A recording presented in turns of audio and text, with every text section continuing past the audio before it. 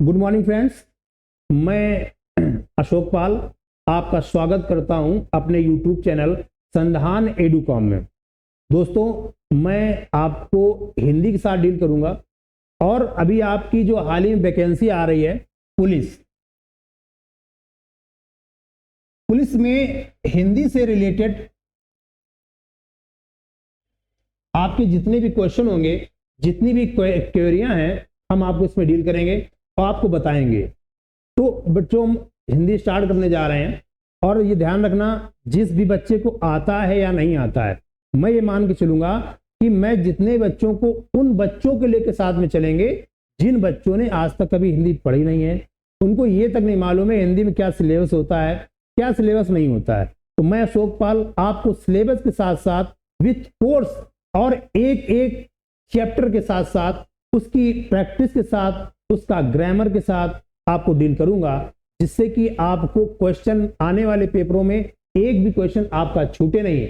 बच्चों ध्यान रखना, हिंदी हमारा बहुत सरल सब्जेक्ट होता है, लेकिन जब क्वेश्चन आते हैं तो अच्छे अच्छे हिल जाते हैं। इसके साथ मैं चाहता हूं कि मैं आपको, मेरी क्लास ज्वाइन करेंगे तो मेरा उद्देश्य रहेगा कि हम 1 से 0 से चलेंगे और 100 तक जाएंगे, जिससे आपका पेपर में एक भी क्वेश्चन न छूट पाए। अगर मान के चलिए, अगर आपका यूपी पुलिस में 37 क्वेश्चन आते हैं तो इसमें मैं उम्मीद करूंगा कि आप 35 क्वेश्चन आपके बन जाए। ठीक है, तो मेरा ये आपसे कमिटमेंट है और आपसे वादा है कि विद इन पुलिस तक मैं इस कोशिश करूंगा कि आपका सिलेबस खत्म करने के साथ साथ इसकी आपकी प्रैक्टिस करवाएं और जबरदस्त प्रैक्टिस करवाएं, और एक बार नहीं 2 बार कराएं, जिससे आपका क्वेश्चन न छूटे। ठीक, तो आज हम लोग स्टार्ट करेंगे।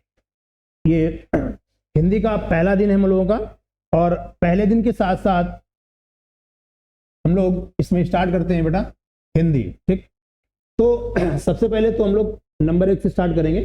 ठीक, आराम से बैठो, धैर्य से बैठो, कॉपी पेन लेकर के बैठो, जिससे कि देखिए हमको आता कितना भी हो और हमने सुनना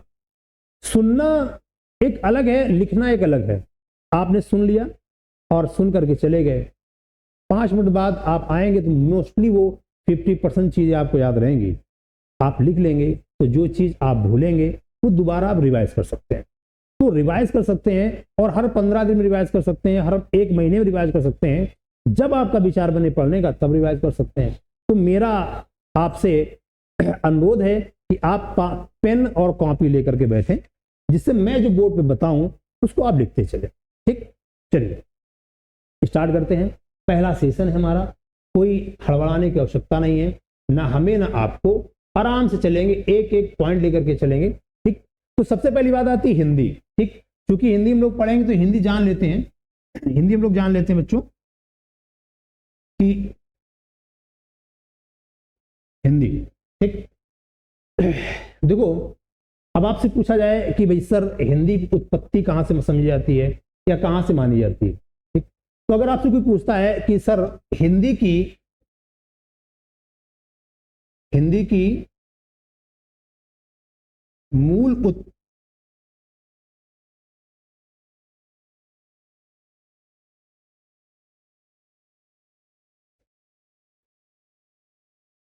हिंदी की उत्पत्ति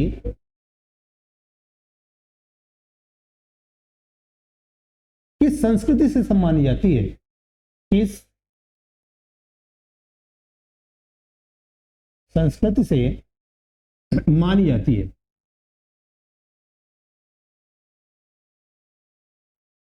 अगर आपसे कोई पूछता है कि भैया हिंदी की उत्पत्ति किस संस्कृत से मानी जाती है, ठीक, तो हम ये कहेंगे कि देखो हमारे भारत में सबसे हम लोग हिस्ट्री पढ़ते हैं। हिस्ट्री में हम पढ़ते हैं एक वैदिक संस्कृति। ठीक, अच्छा, जो वैदिक संस्कृति पढ़ते हैं तो वैदिक संस्कृति का काल आपने देखा होगा, हम लोग पढ़ते हैं सिंधु घाटी सभ्यता, उसके बाद वैदिक संस्कृति पढ़ते हैं। अगर कोई कह दे कि वैदिक संस्कृति,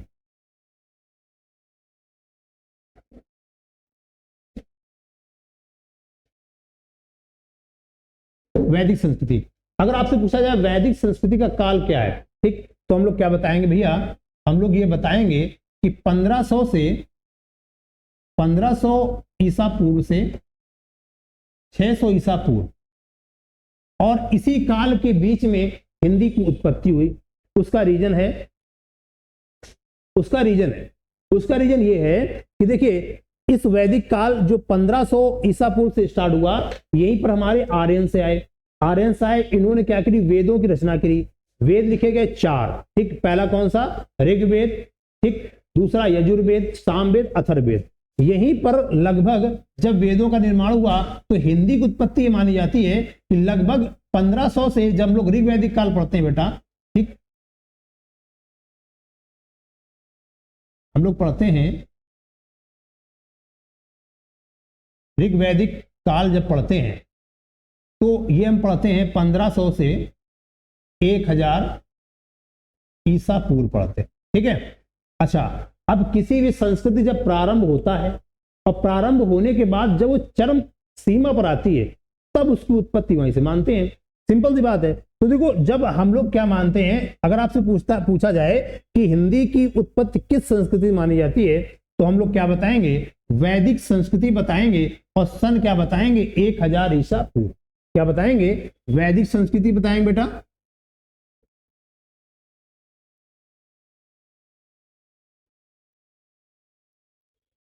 वैदिक संस्कृति 1000 ईसा पूर्व की बात करेंगे। हम ये बताएंगे कि हिंदी की मूल उत्पत्ति या संस्कृति कौन सी है, किस संस्कृति में हिंदी की उत्पत्ति हुई, तो हम बताएंगे वैदिक संस्कृति 1000 ईसा पूर्व, ठीक। अच्छा, इसके बाद धीमे धीमे क्या हुआ कि हमारी प्राचीन भाषा क्या थी। अगर आपसे कोई पूछता है कि हमारी प्राचीन क्या भाषा क्या थी, अगर आपसे कोई क्वेश्चन पूछता है कि हिंदी की प्राचीन भाषा या लिपि, हिंदी की प्राचीन भाषा या लिपि क्या थी, तो हम ये कहेंगे कि हमारी भैया भाषा थी पाली। इसी को लोग कहते हैं प्राकृत या कह देते हैं संस्कृत, ठीक है, या क्या कह देते हैं,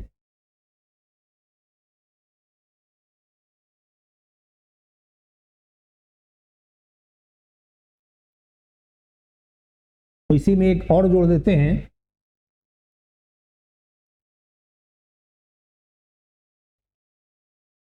देवनागरी,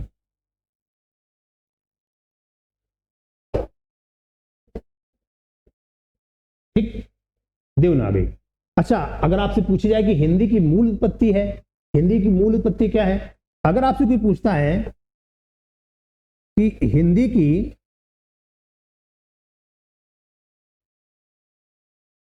मूल उत्पत्ति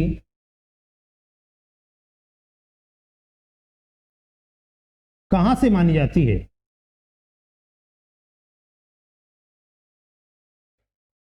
अगर कोई आपसे पूछता है कि हिंदी की मूल उत्पत्ति कहां से मानी जाती है, तो हम क्या बताएंगे, सौर सैनी अपभ्रंश शैली। क्या बताएंगे बेटा, सौर सैनी अपभ्रंश शैली, सौर सैनी अपभ्रंश शैली, ठीक। तो अब ये क्वेश्चन, ये वाला क्वेश्चन जो है बेटा, अभी जो लेटेस्ट में वीडियो का एग्जाम हुआ था, ठीक, अभी जो लेटेस्ट में वीडियो का एग्जाम हुआ है उसमें क्वेश्चन आया है कि हिंदी की मूल उत्पत्ति कहां से मानी जाती है, सौर सैनी अपभ्रंश शैली। अब कह दो भैया सौर सैनी अपभ्रंश शैली क्या होती है, तो बेटा अपभ्रंश, अपभ्रंश मतलब कौन शैली है कि हमारी तो प्राचीन भाषा संस्कृत थी, संस्कृत को हम लोग देवनागरी कहते हैं, ठीक है। इस भाषा का जो बिगड़ा हुआ स्वरूप, यानी कि जिस भाषा को हमने मान लिया, और जिस भाषा को हमने मान लिया, ठीक है, और अपनी लैंग्वेज में ले आए, इसमें उच्चारण में ले आए, लेखन में ले आए, बोलचाल में ले आए, जहां बोलचाल में ले आए, उच्चारण में ले आए, उसी को कह दिया अपभ्रंश, यानी बिगड़ा हुआ रूप, ठीक है। आगे चलते हैं बेटा, इतनी आपको समझ में आ गया होगा, आप लिखना चाहो लिख सकते हैं, आगे बढ़ते हैं हम लोग। चलिए देखिए, अगर बात की जाए, जिसे हमने कहा सौर सैनी अपभ्रंश शैली, अब पूछा जाए अपभ्रंश शैली। अपभ्रंश शैली या आपसे पूछा जाता है कि व्याकरण की दृष्टि से, व्याकरण की दृष्टि से, व्याकरण की दृष्टि से, व्याकरण की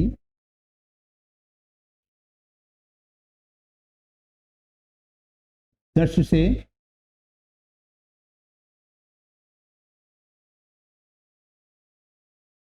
शुद्ध हिंदी क्या है। आपसे पूछा जाए कि भैया व्याकरण की दृष्टि से शुद्ध हिंदी क्या है, तो हम लोग कहेंगे मानक भाषा। हम लोग कहेंगे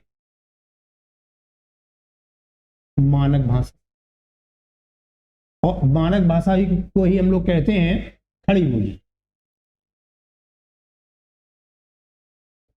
मानक भाषा को हम लोग क्या कहते हैं, खड़ी बोली।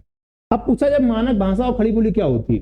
देखिए सिंपल सी बात है, हमारा आपका कम्युनिकेशन जिस भाषा में चल रहा है, जैसे हम आपसे हिंदी में बात कर रहे हैं, हम बोल रहे हैं आप लिखिए, आप करिए, आप बैठिए, आपको समझ में आया, अच्छा ये हमारी मानक भाषा हो गई। यही हम दिल्ली चले जाएं और चलें पश्चिम की तरफ चलें, उत्तर प्रदेश से हम पश्चिम की तरफ चलें, हरियाणा चले जाएं, तो हरियाणा में खड़ी बोली, तू क्या कर रहा है, ए सुन, तू चल। अब चूंकि जैसे हम लोग यूपी में रहते हैं, तो यूपी में हमसे आप करके बात किया जाता है, आप लिख लीजिए, आप खाइए, आपने पढ़ा, आप चलिए मेरे साथ। और दिल्ली में क्या कहते हैं, तू चल मेरे साथ, चलेगा कि नहीं चलेगा। अच्छा इस भाषा को क्या के लिए हमने मान लिया कि हमसे लोग ऐसी बात करेंगे और हम इसी कम्युनिकेशन भाषा में बात करेंगे, तो जिस भाषा को हमने मान लिया उसको कह देते हैं मानक भाषा। तो क्या कह देते हैं, मानक भाषा कह देते हैं। अच्छा मानक भाषा है खड़ी बोली। अब जैसे कि बात करो हमारी हरियाणा में खड़ी बोली, ठीक है, तो इसी को क्या कहते हैं, खड़ी बोली। तो प्रश्न यहां से बनता है दूसरा, कहते भैया ये बताओ कि खड़ी बोली के जन्मदाता कौन है। खड़ी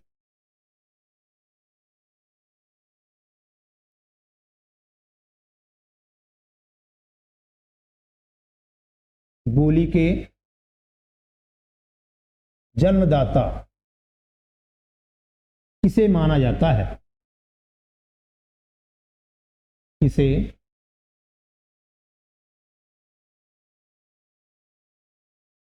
माना जाता है। तो हम लोग कहेंगे अमीर खुसरो।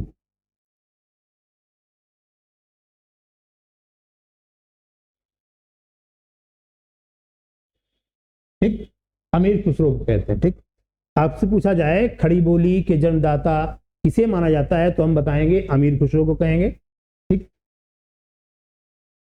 अच्छा हिंदी शब्द पूछा जाए कि हिंदी शब्द किसने दिया, अगर पूछा जाए कि हिंदी, अगर आपसे पूछा जाए भैया ये बताओ कि हिंदी शब्द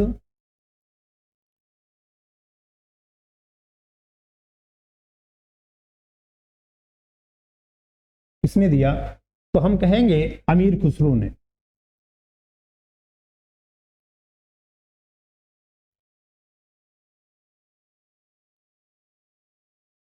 खुसरो ने दिया।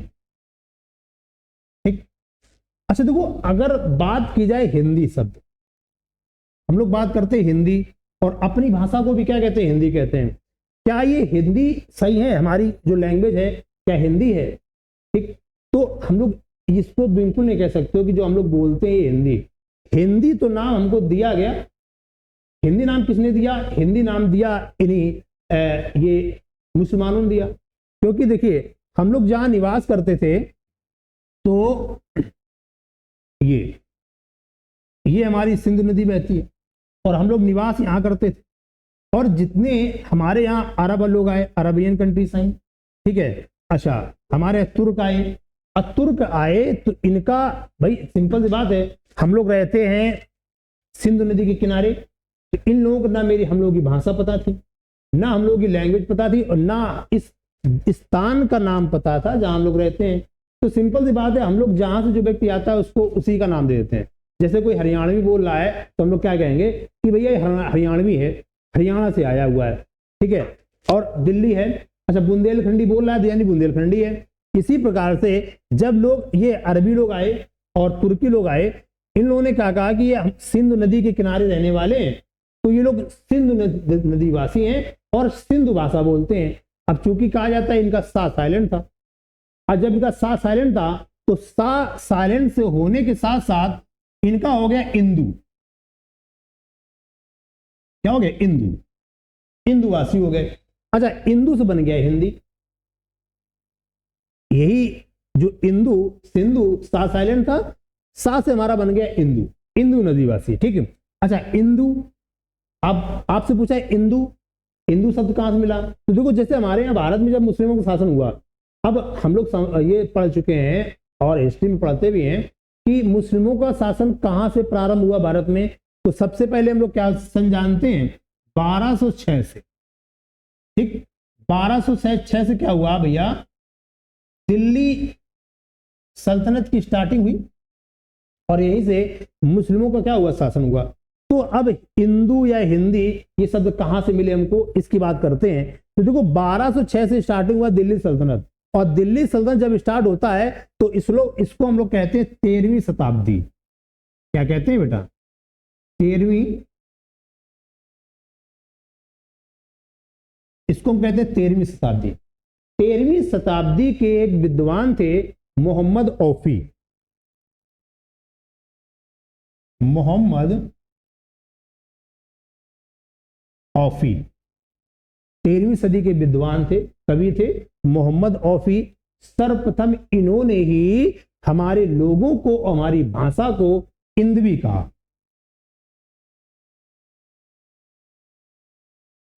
ठीक, हिंदवी कहा। अच्छा 13 के बाद जब लोग 16वीं सदी पढ़ते हैं, 16वीं शताब्दी में, तो इसको मलिक मोहम्मद जायसी ने, मलिक मोहम्मद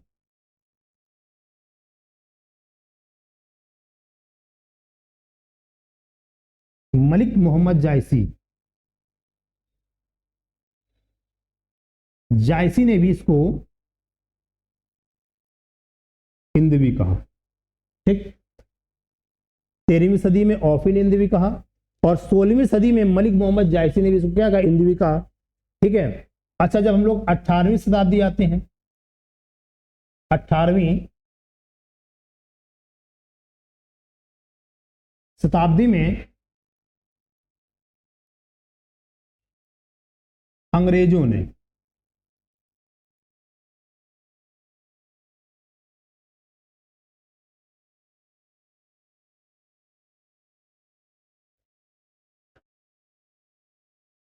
इसे हिंदुस्तानी कहा।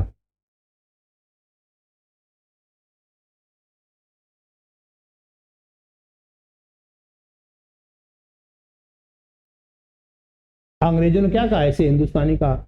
अब क्वेश्चन पूछा जाता है कि हिंदुस्तानी इन्होंने क्यों कहा और ये हिंदुस्तानी शब्द आया कहां से और हिंदुस्तानी शब्द है कैसा।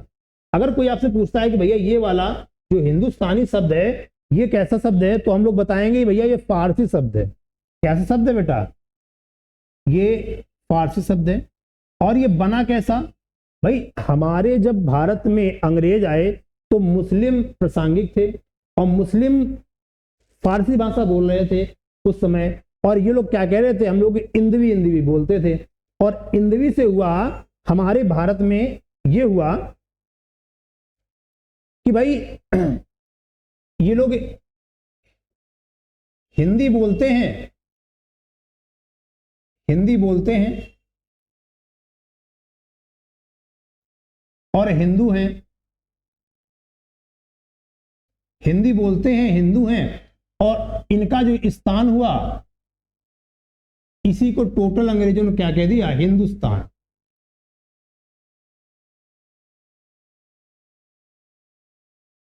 इसी को अंग्रेजों ने क्या कह दिया? हिंदुस्तान कह दिया। ठीक, हिंदी बोलते हैं और हिंदू हैं, जो ये रहते हैं, जो इनका स्थान है उसको मिला करके, इनको तीनों की मिला करके क्या कह दिया? हिंदुस्तान इन्होंने कह दिया। यानी कि हम लोग कैसे हो गए? हिंदुस्तान। और हिंदुस्तानी शब्द कैसा है? फारसी शब्द है। हिंदुस्तानी शब्द किसने दिया? अंग्रेजों ने दिया। शब्द फारसी है, अंग्रेजों ने दिया। ठीक, आगे बात करते हैं। अगर हम लोग आगे बात करते हैं कि हिंदुस्तानी, अब देखो जब हमारा भारत आजाद हुआ तो पहले मुसलमानों ने शासन किया, फिर अंग्रेजों ने शासन किया। जब हमारा भारत आजाद हुआ तो आजादी के समय, अब चूंकि हम लोग हिंदी बोल रहे थे तो हिंदी को हमें एक भाषा देनी थी, एक रूप देना था और इसको लिखित में रूप देना था। तो जब हमारा भारत आजाद हुआ तो हमारे भारत का संविधान बना बेटा। तो हमारे भारत का संविधान बना। आपसे क्वेश्चन पूछा जाता है कि हिंदी राजभाषा है या राष्ट्रभाषा? क्वेश्चन पूछा जाता है कि हिंदी जो है राजभाषा है या राष्ट्रभाषा, या राष्ट्रभाषा। तो हम लोग बताएंगे भैया हिंदी अभी तक क्या है? हमारी राजभाषा है। उसका रीजन है क्योंकि भाई जिस समय हमारा भारत आजाद हुआ तो प्रत्येक राज्य में अलग भाषा में बात होती है।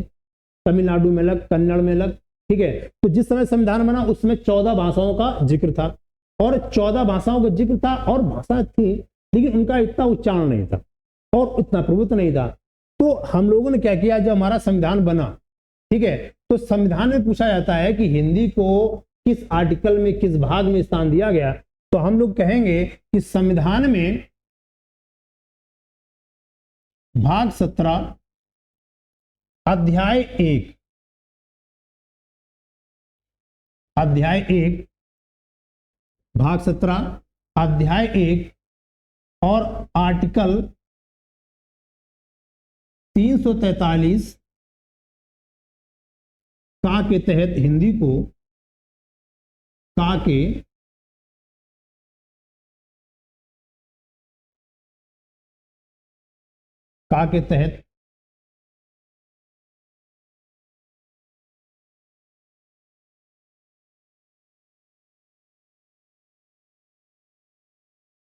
के तहत हिंदी को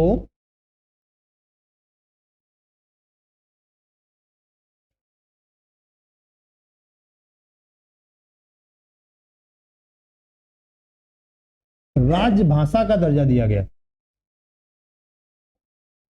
राजभाषा का दर्जा दिया गया। ठीक, हिंदी को राजभाषा का दर्जा दिया गया। ठीक, अच्छा, अब पूछे संविधान में भाग 17 में अध्याय 1 आर्टिकल 343 का के तहत हिंदी को राजभाषा का दर्जा दिया गया। अब जिस समय संविधान बना उसमें 14 भाषाओं का उल्लेख था, ठीक है। अब आपसे पूछा है 15वीं भाषा कौन सी जोड़ी गई, तो हम लोग कहेंगे कि भैया 21वां संविधान संशोधन, 21वां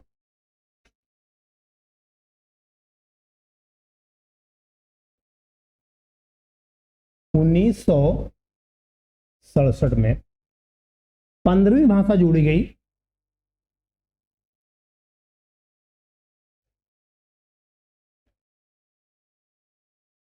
जो 15वीं भाषा थी वो जोड़ी गई सिंधी।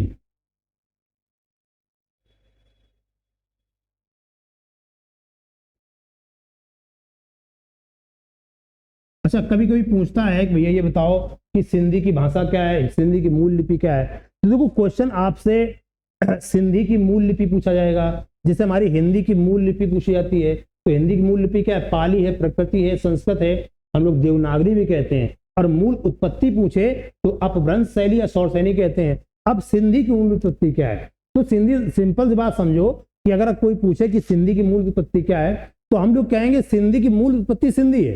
उसका रीजन है ये 2 भाषाओं से मिलकर बनी। 2 भाषा कौन सी? एक तो फारसी से, यहां दिखेगा नहीं, चलो, एक तो 2 भाषाओं से मिलकर बनी है, एक फारसी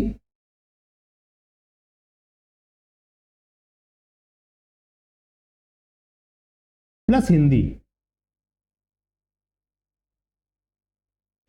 ठीक, एक फारसी प्लस हिंदी। अगर कोई पूछे कि सिंधी की मूल उत्पत्ति कहां से हुई तो फारसी प्लस हिंदी। भाई सिंध नदी के किनारे रहते थे और फारसी और हिंदी भाषा क्या हो गया, मिक्सअप हो गया। जाहिर सी बात है जिस संस्कृति में हम लोग आज रह रहे हैं और हमारी संस्कृति में जैसे हम लोग हिंदी बोलते हैं और हिंदुस्तान में रहते हैं, यहाँ पे अगर ब्रिटेन के लोग आ जाएं तो हम लोग पढ़े लिखे हो या ना हो इंग्लिश बोलना स्टार्ट कर दोगे, जाहिर सी बात है। कुछ ना आए तो हम लोग आज भी अंग्रेज हमको सिखा गए, गुड बैड, अच्छा फील हो रहा है, प्रॉब्लम हो गई। अब पता नहीं है, गांव का कोई बंदा पढ़ा हो या ना पढ़ा हो, हम भी नहीं पढ़े हैं तब भी बोलेंगे ये जानते हैं, प्रॉब्लम हो गई यार, प्रॉब्लम है समझ के समस्या, ठीक। गुड माने समझ गए अच्छा। तो सिंपल सी बात है, क्या होता है कि हमारे लैंग्वेज और लैंग्वेज मिक्स हो जाती है। तो इसी प्रकार सिंधी बनी। आपसे पूछा सिंधी की मूल लिपि क्या है, तो दो भाषाओं से मिलकर बनी, फारसी और हिंदी से मिलकर बनी, इससे कह दिया जो सिंधी, ठीक। अच्छा आगे बात की जाए, ये तो 15वीं भाषा हो गई, ठीक है। बाद में क्या हुआ, 71वां संविधान संशोधन हुआ।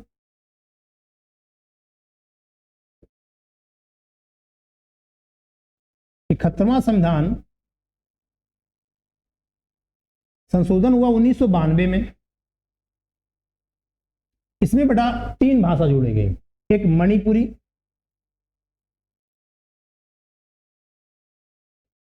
प्लस कोंकणी और प्लस नेपाली, ठीक। अच्छा फिर 92वां संविधान संशोधन हुआ,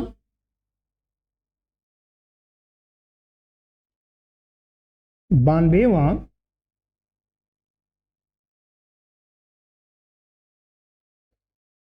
संविधान संशोधन हुआ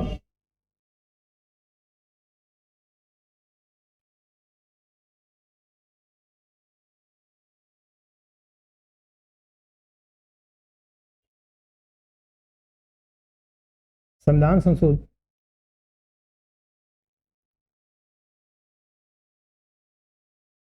संविधान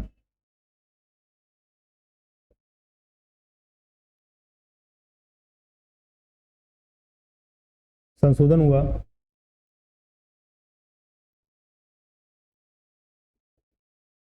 2003 में। इसमें 4 भाषा जोड़ी गई, इसको कहते हैं बीडी और एम और एस, ठीक है।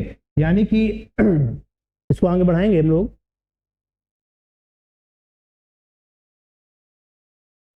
पूछा जाए BDMS, बी डी एम और एस, यानी कि कहेंगे बोडो, डोंगरी,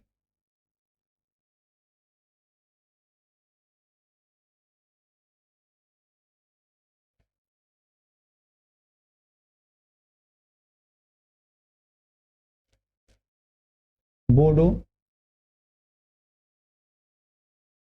डोंगरी, मैथिली प्लस संथाली,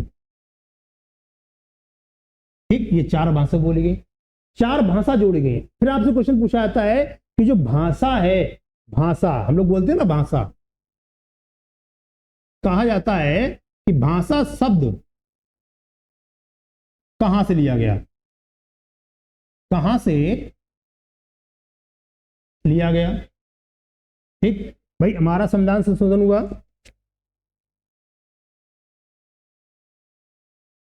ठीक, हमारा संविधान संशोधन हुआ 4, अब प्रेजेंट में 22 भाषाएं हैं। और पूछा था भाषा, हम लोग कहते हैं ना भाषा जोड़ी गई, तो भाषा शब्द कहां से लिया गया। तो आपसे पूछा जाएगा कि भैया ये बताओ भाषा शब्द किससे लिया गया।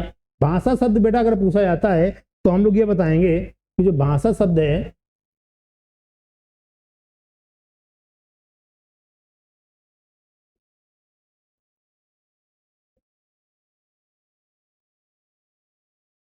भाषा शब्द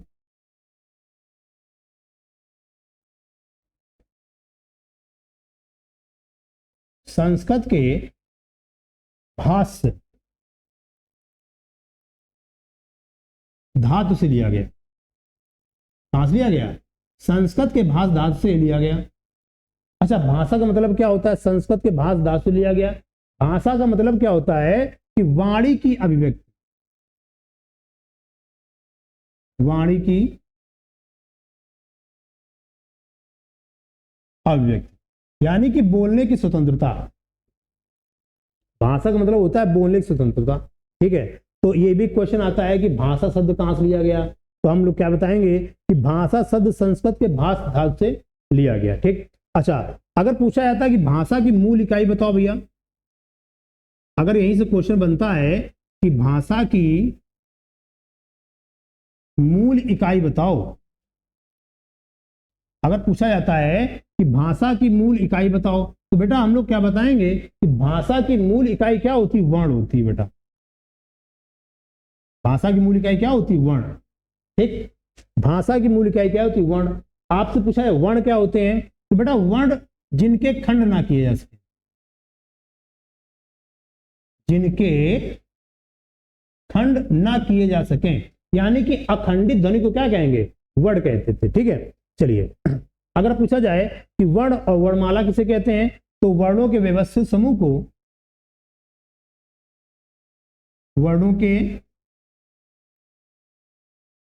व्यवस्थित समूह को वर्णमाला कहते हैं।